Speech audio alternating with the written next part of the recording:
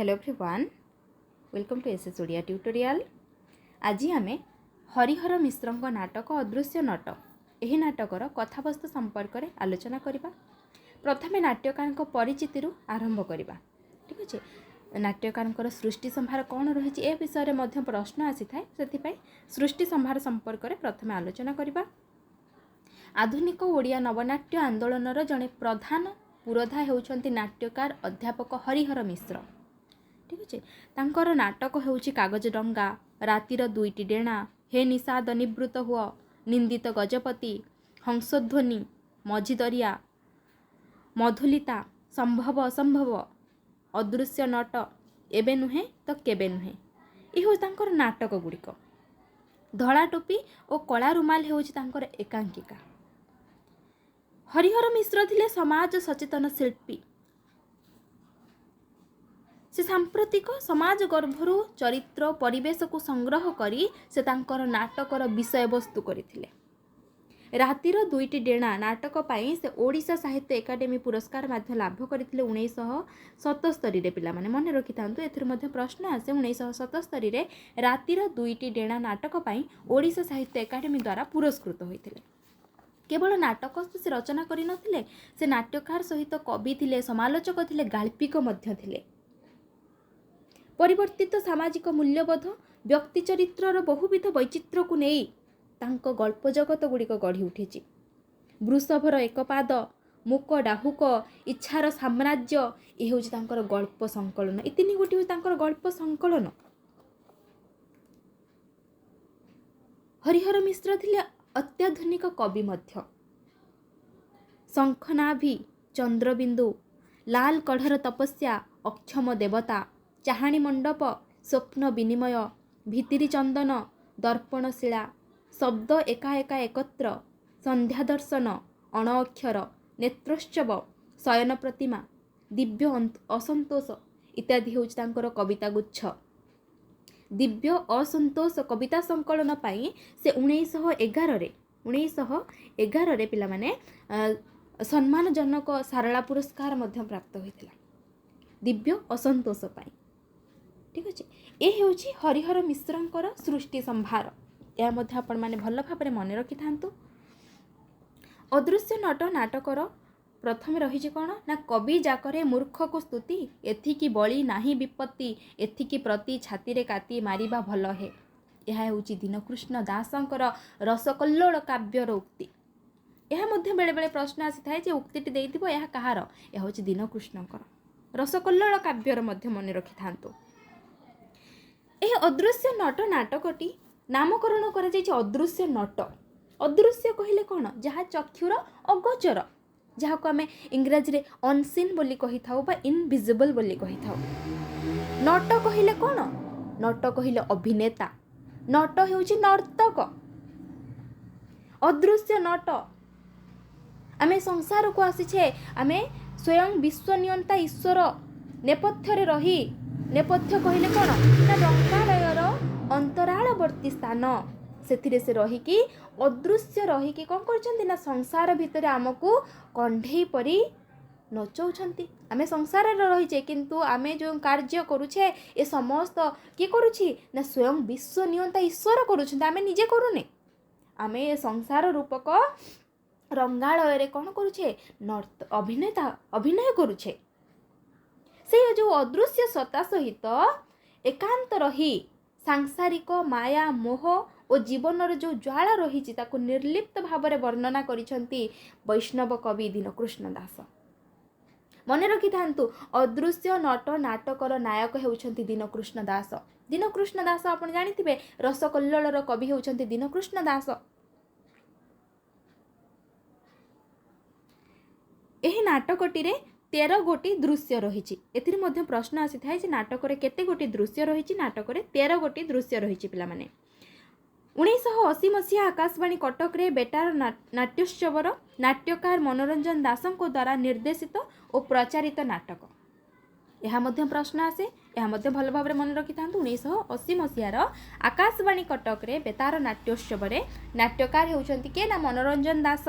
तांकर निर्देशन रे एही नाटकटी कौन होता प्रचारित होता। यार परिवर्धित नाट्य रूप अभिनय संस्था द्वारा 16-17 जुलाई 2 दिन 1982 मसीह रवींद्र मंडप ठारे मंचस्थ होता। नाटकर चरित्र कवि दीनकृष्ण, भानुदेव राजगुरु, धरमु महापात्र, शाही नाहक, पालिया सेवक, मौलवी, हरिकृष्ण राय, फकीर, परमलक्ष्मी, कवि सम्राट उपेन्द्र भंज, वैष्णव 2 जन अच्छा, दिव्य सिंह देव, कलावती, वृंदावती। यही नाटक में 2 गोटी नारी चरित्र रही पिलाने, गोटे हूँ कलावती, अन्य एक नारी चरित्र हूँ वृंदावती। कलावती हूँ अदृश्य नट नायकर नाटकर नायिका। ठीक अच्छे पिलाने नाटकटी नाट्यकार जितेबाला मनोरंजन यहाँ परिवेशन कर मंचटी 2 भाग विभक्त कर उपर मंच और तल मंच। नाटकटी नयागढ़ रे महिला मानक द्वारा अभिनीत होता जुलाई 31, 2005 सीमांत महांती द्वारा निर्देशित होई ओडिया संगीत नाटक एकाडेमी और संस्कृति विभाग सहायतार यह रवींद्र मंडप रे जगन्नाथायन कार्यक्रम यह नाटकटी परिवेशित होता। तो प्रथम दृश्य कौन रही ना तल पाहाचरे बसी केतोटी भक्त ये गीतिगान को करिसेंती। गीतटी दिया जाइछि। आमे देखिबा प्रथम दृश्य प्रथमे भानुदेव दीनकृष्णंकर कथोपकथन ये कही रखुची आपण मानू मध्ययुगीय भक्त कवि दीनकृष्ण दास जी कि अदृश्य नट नाटकर नायक। यही नाटकटी दीनकृष्णंकर कविसत्ता सह जगन्नाथंक प्रति तांकर जो अगाढ़ भक्ति रही तार चित्र मध्य ए नाटकटी आमे देखा पाइबा। किपरि भावरे व्याधि जंजाल जावतीय संसारर पीड़ा को भोग करुथिले मध्य तांकर जो व्यक्ति सत्तार चित्र एही नाटकटी उपस्थापित होईची ताहा सबुठारु अधिक आकर्षणीय। नाटक रे दीनकृष्ण केवल मध्ययुगीय रसकल्लोलर दीनकृष्ण नुहंती। एठारे से होउछंती सर्वकालर कवि, से होउछंती सर्वकालर शिल्पी, से पुणी प्रेमिक, से पुणी सौंदर्यर पुजारी, सुंदरी कला निपुणा नारी एठारे हिची कोन ना प्रेरणार उत्स कहा पई ना दीनकृष्णक पई। तेणु जुगे जुगे कवि शिल्पी चित्रकर पई एई प्रेरणादायिनी माने जेउ माने कि कलावती साजी थांती। अदृश्य नटर जो कलावती सेहीपरि होउछि एक कला निपुणा दीनकृष्णंकर प्रेरणादायिनी, से पुणी होउछि महारी महाप्रभुंकर मनर प्रेयसी, से नृत्यांगनी, से होउछि मंदिरर नटी, से पुणी होउछि काव्यर नायिका। कविर नटसत्तार नायिका केतकी, केतकी महारी। मन रखि थांतु कलावतीर प्रथम नाम होउछि केतकी महारी। यह मध्य प्रश्न आसी थाए। केतकी महारी जे कि कलावती कविर नटसत्ता जेपरि भाव अदृश्य होई मध्य क्रियाशील होई अदृश्य नटर इंगित कौन होउछि ना आत्मजात होउछि। आमे ईश्वरंकर जो आमको ईश्वर कौन करोछंती पुतलिका परि कौन करछंती ना नचाउछंती। जेपरि भाव अदृश्य सत्ता सहित ये अदृश्य भाव सहित जावतीय लीला खेला को कौन करछंती इंगित आत्मजात होउछंती। से अदृश्य नट कथा कहा जाय। अदृश्य नट कहले पिला माने भगवान को बुझा जाउछि। प्रथम दृश्य रे भानुदेव दीनकृष्णंकर कथोपकथन सह एठारे कलावती वृंदावतींकर आविर्भाव मध्य देखा मिले।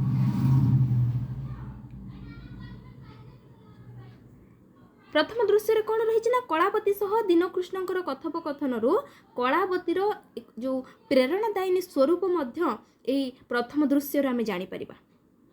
रोगग्रस्त कवि दीनकृष्ण दास नित्य वृंदावन श्रीक्षेत्र रही श्री जगन्नाथंकर नाम कीर्तन करने पाई सुदूर जलेश्वर रु धाई आसिछंती केउठाकू ना नीलचल को।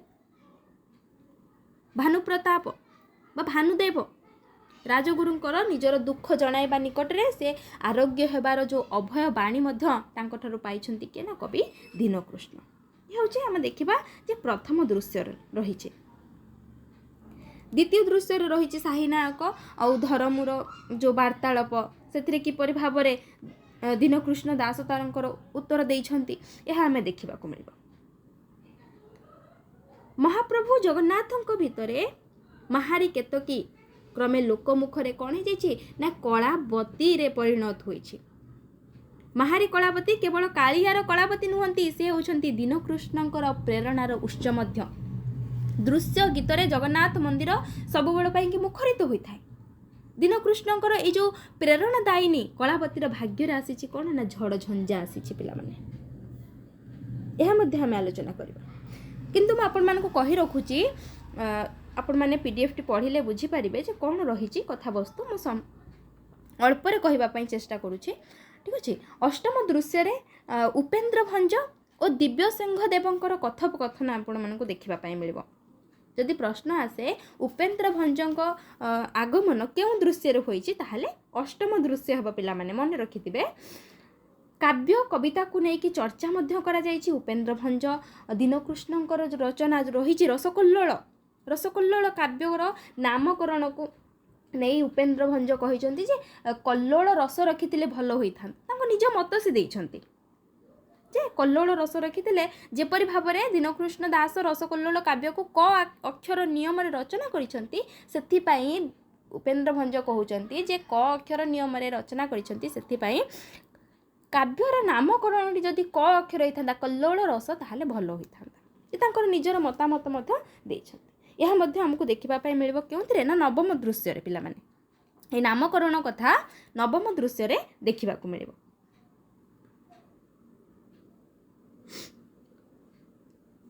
ଆମେ ଯେଉଁ ଆଲୋଚନା କରୁଥିଲେ ଟିକେ ପୂର୍ବରୁ, ଯେଉଁ ଦୀନକୃଷ୍ଣଙ୍କର ପ୍ରେରଣାଦାୟିନୀ କଳାବତୀର ଭାଗ୍ୟରେ କ'ଣ ଆସିଛି ନା ଝଡ଼ ଝଞ୍ଜା ଆସିଛି। ସୁଜା ଖାଁ ଚିତ୍ତ ବିନୋଦନ ପାଇଁ ରାଜା ଦିବ୍ୟସିଂହ ଦେବ ଆୟୋଜନ କରୁଥିବା ରାଜ ଉଦ୍ୟାନର ସଙ୍ଗୀତ ଆସରକୁ ଯିବା ପାଇଁ କଳାବତୀକୁ ଏଠାରେ ନିର୍ଦ୍ଦେଶ ଦିଆଯାଇଛି। ସାନ ପରିରାୟ ହରିକୃଷ୍ଣ ଏହି ରାଜ ଆଦେଶକୁ ସାହିନାହାକ ହାତରେ କଳାବତୀ ନିକଟକୁ ପଠାଇଛନ୍ତି। ଯେତେବେଳେ କଳାବତୀ ଏ କଥା ଶୁଣିଛନ୍ତି, ସମ୍ବାଦ ପାଇ କଳାବତୀର ମଥା କ'ଣ ହେଇଛି, ଘୁରି ଯାଇଛି। ଯେ ଜଗନ୍ନାଥଙ୍କର ସେବକ ସେ ସୁଜା ଖାଁଙ୍କ ଯେଉଁ ପ୍ରସ୍ତାବକୁ କିପରି ଭାବରେ ସେ ଗ୍ରହଣ କରିପାରିବେ। ରାଜ ନିର୍ଦ୍ଦେଶକୁ ପାଳନ କରିବା ବ୍ୟତୀତ ତାଙ୍କ ପାଖରେ ଆଉ କିଛି ପନ୍ଥା ନଥିଲା। କାହା ପାଖରେ ନା କଳାବତୀ ପାଖରେ। ସେ ସୁଜା ଖାଁର ଏଇ ଯେଉଁ କାମନାଦଗ୍ଧ ଚକ୍ଷୁର ଶିକାର ହୋଇଛି। ଜଗନ୍ନାଥଙ୍କ ମାନ ରକ୍ଷା ପାଇଁ ଶ୍ରୀମନ୍ଦିରକୁ ଯବନମାନଙ୍କର ଲୁଣ୍ଠନରୁ ରକ୍ଷା କରିବା ପାଇଁ ଏଠାରେ କଳାବତୀ କ'ଣ କରିଛି, ନିଜକୁ ଉତ୍ସର୍ଗ କରିଦେଇଛି। କଳାବତୀର ଭାଗ୍ୟର ବିପର୍ଯ୍ୟୟ ସାଙ୍ଗକୁ ଏଠାରେ କବି ଦୀନକୃଷ୍ଣ ତାଙ୍କ ଜୀବନର ମଧ୍ୟ ଘୋର ବିପର୍ଯ୍ୟୟ ଆସିଯାଇଛି।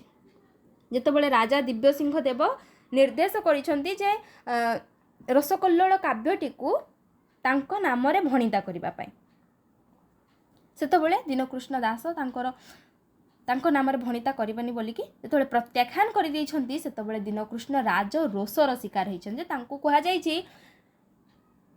ଶ୍ରୀକ୍ଷେତ୍ରକୁ କେବେ ହେଲେ ଆସିବେ ନାହିଁ।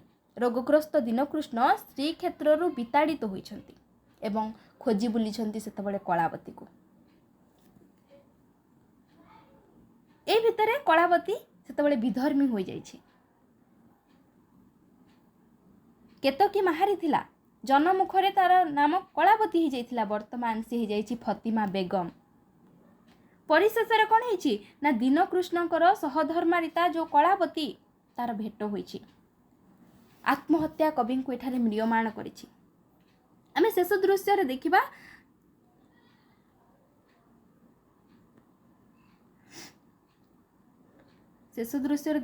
ନବମ ଦୃଶ୍ୟ ରହିଛି। ଶେଷ ଦୃଶ୍ୟରେ କ'ଣ ରହିଛି ନା ଶେଷ ଦୃଶ୍ୟରେ ରହିଛି ଯେ ପରମଲକ୍ଷ୍ମୀ ବୃନ୍ଦାବତୀ ନିକଟରୁ ଆସିଥିବା ଚିଠିଟି ପରମଲକ୍ଷ୍ମୀ କବି ଦୀନକୃଷ୍ଣଙ୍କ ପାଖରେ ଯେତେବେଳେ ପାଠ କରିଛି, ବୃନ୍ଦାବତୀ ଚିଠିରୁ ଜଣାପଡ଼ିଛି ଯେ ଦୀନକୃଷ୍ଣଙ୍କୁ କ୍ଷେତ୍ରରୁ ଯେତେବେଳେ ବିତାଡ଼ିତ କରିଛନ୍ତି, ଶ୍ରୀକ୍ଷେତ୍ରରୁ ତାଙ୍କୁ ଯେତେବେଳେ ବିତାଡ଼ିତ କରିଛନ୍ତି, ସେ ସମୟରେ କ'ଣ ହେଇଛି ରାଜା ଦିବ୍ୟସିଂହଙ୍କର ଦଶା ମଧ୍ୟ ବଳି ପଡ଼ିଛି। ମାଳତୀ ମହାଦେଇ ଯିଏକି ଆତ୍ମଘାତୀ ହୋଇ ରାଜାଙ୍କୁ ଛାଡ଼ି ଚାଲି ଯାଇଛନ୍ତି, ରାଜା ମଧ୍ୟ ଘୋର ବ୍ୟାଧିଗ୍ରସ୍ତ ହୋଇ ସନ୍ତାପରେ କାଳତିପାତି କରୁଛନ୍ତି। ବୃନ୍ଦାବତୀର ଚିଠି ପରମଲକ୍ଷ୍ମୀ ପଢ଼ିବା ପରେ ଦୀନକୃଷ୍ଣ ତାହା ଶୁଣି ପ୍ରତିକ୍ରିୟାରେ ପ୍ରକାଶ କରି ବୃନ୍ଦାବତୀ ଦେଇଥିବା ଚିଠିର ଉତ୍ତର ଦେବା ପାଇଁ ଯେତେବେଳେ ଲେଖନୀ ଧରି ବସିଛନ୍ତି, ପରେ ହାତରୁ ତାଙ୍କର ଲେଖନୀଟି ଖସି ପଡ଼ିଛି, ସେ ନିଶ୍ଚଳ ହୋଇଯାଇଛନ୍ତି। এই ଘଟଣା ଗୁଡ଼ିକରେ ଶେଷ ଦୃଶ୍ୟର କ'ଣ ହେଇଛି, ସୁନ୍ଦର ଭାବରେ ଶେଷ ଦୃଶ୍ୟଟି ସରିଛି। ନାଟକର ପରିସମାପ୍ତିରେ ଏଠାରେ ଆମେ କ'ଣ ଦେଖିଲେ, ଯେତେବେଳେ ଲେଖନୀ ତାଙ୍କ ହାତରୁ ଖସି ପଡ଼ିଛି, ସେ ନିଶ୍ଚଳ ହୋଇଯାଇଛନ୍ତି, ଦୀନକୃଷ୍ଣଙ୍କର ଦେହାନ୍ତ ଆଦି ଘଟଣାର ପ୍ରୟୋଜନକୁ ମର୍ମସ୍ପର୍ଶୀ କରିଦେଇଛି। ଦୀନକୃଷ୍ଣ ପତ୍ରବାହକ परम लक्ष्मी पत्रवाहक कहुई से पत्र धरिक आसी परम लक्ष्मी तांको हाथ में बृंदावती को जो चिठीटी देइथिले से चिठी रे कौन लिखिथिले दायित्व मोर बढ़ीगला परम लक्ष्मी मोर शवदाह करने को कहीं आसबे नहीं दायित्व तोर बढ़ीगला दायित्व तोर बढ़ीगला परम लक्ष्मी मोर शवदाह करने को कहीं आसबे नहीं एक घरिकिया घरटी को निर्विवाद कौन करदेव जालीदेव मोर सबकिछि आसबाब सहित मते एठी दाह करी शीघ्र चली जाओ एही जलंता जुईर निया तुमको नदी पार हेबा पई अंधार रे जे आलोक टिके देई परिबो ए विश्वास मोर अछि जगन्नाथ तुमको अभय प्रदान करंतु ई होछि शेष दृश्य ई अदृश्य नट नाटक रे जेतबेले कवि प्रेयसीर जेतबेले आत्मोत्सर्ग सांग को निर्यातित जो एक घरिकिया कर सेतबेले जो जीवन काटुछंती मध्ययुगर जड़े प्रसिद्ध कवि तांकर देहांत अदृश्य नट नाटक जो परि भाव में कौन होइछि रूपायित होइछि ता अधिक कौन करुछे पाठक मानक मध्य प्रश्नवाची सृष्टि करुछि पिला माने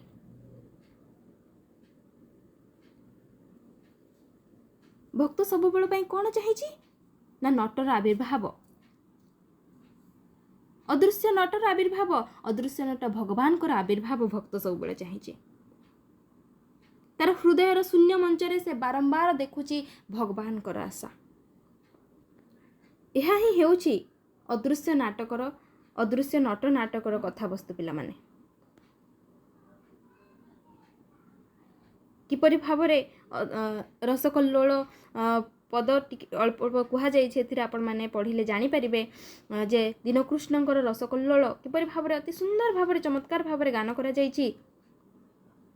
परिशेष त्रयोदश छंदरे परम लक्ष्मी जे कि चिठी आनीथिला से शेष दृश्य नाटकर परिसमाप्ति होइछि दीनकृष्णकर मृत्यु रे